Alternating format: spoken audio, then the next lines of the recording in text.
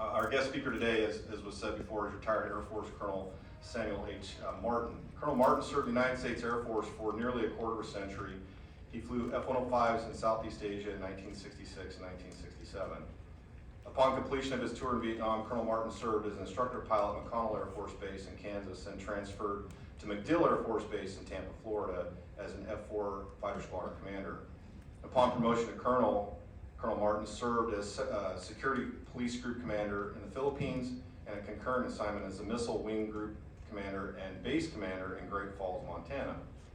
Colonel Martin was reassigned to Strategic Air Command in Omaha, Nebraska as the Deputy Security Commander for Strategic Air Command worldwide.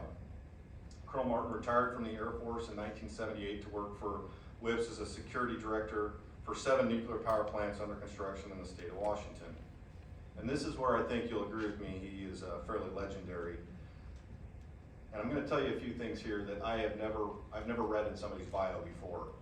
His achievements include the Legion of Merit, the Silver Star with 3 Oak Leaf clusters, the Distinguished Flying Cross with 5 Oak Leaf clusters, the Air Medal with 18 Oak Leaf clusters, the Vietnam Cross of Gallantry, Top Gun and Top Instructor at McConnell and MacDill Air Force Base. Ladies and gentlemen, it's pretty rare that you'll find somebody in our Air Force with 1 Distinguished Flying Cross, but to find somebody who has 5 of them is truly extraordinary.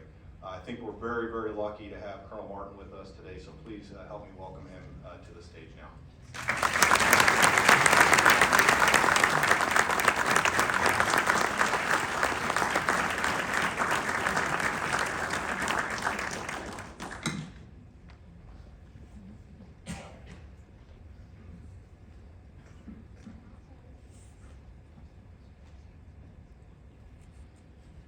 Good morning. Unaccustomed as I am in public speaking and also getting dressed up, I'm honored, feel very humble to be part of the celebration, dedication of our newest pilots. What a day, what a day, what a day. And I'm telling you, those wings look awfully shiny. Great, and I know your parents and loved ones are with you, and many of them served with the military, and the tradition goes on and on and on. I was asked how this affected me, being a class of 54C, you can do the math, and I graduated in Mississippi at Greenville. I know some of the pilots have been maybe shooting touch and goes and approaches over there, but we had a class, 2 or 3 classes going through the same time, and we never knew we were going to make it, just like you guys down there. It's not a walk in the park. It's quite a challenge to be among the few that started this program all the way through and achieve what you've achieved today. Just amazing. And we can't help, those who have gone through this, can't help reflect back to the time that we went through. So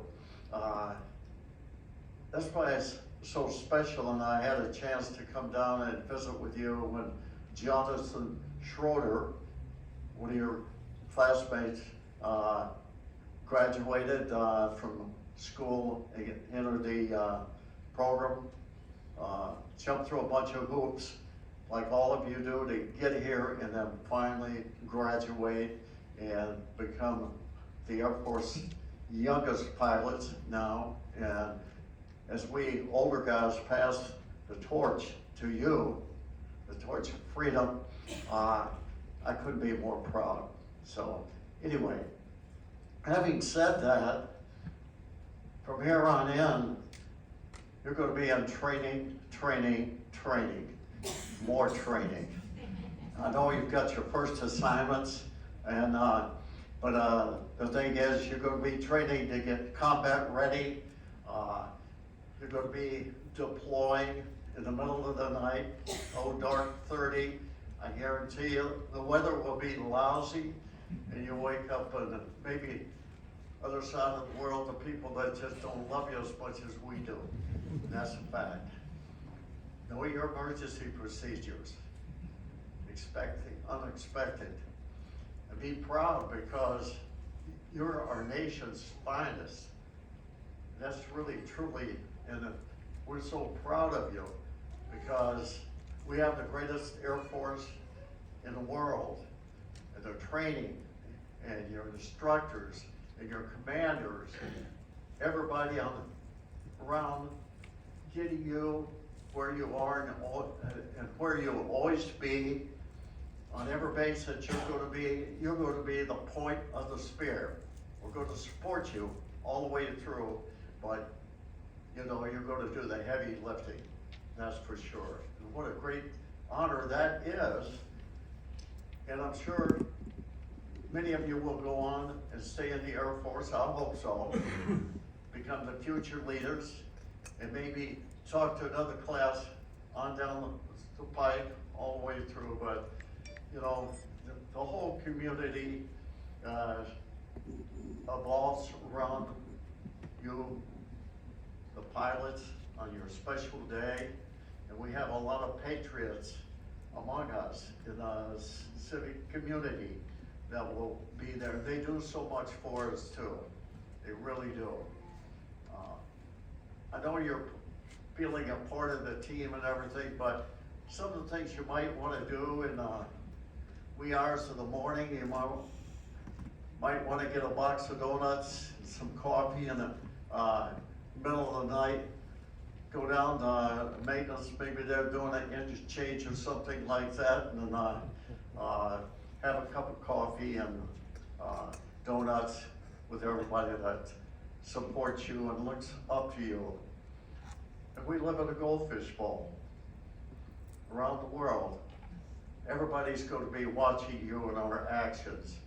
And it's just the way it is. You're going to be in places that maybe they're not great friends of our country. You're going to be many times handicapped by rules of engagement in whatever theater that you might be in. And remember, our mission is to fly and fight, if necessary, all over the world. And that's you. And I would like to say in passing, what a great thrill it is, just like the families with you, how we feel about what you've accomplished, and we feel about what you've done in your future as we pass the torch of freedom onto you. You're the ones now.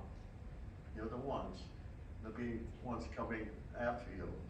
So thank you very much for having me down here. I really enjoyed it.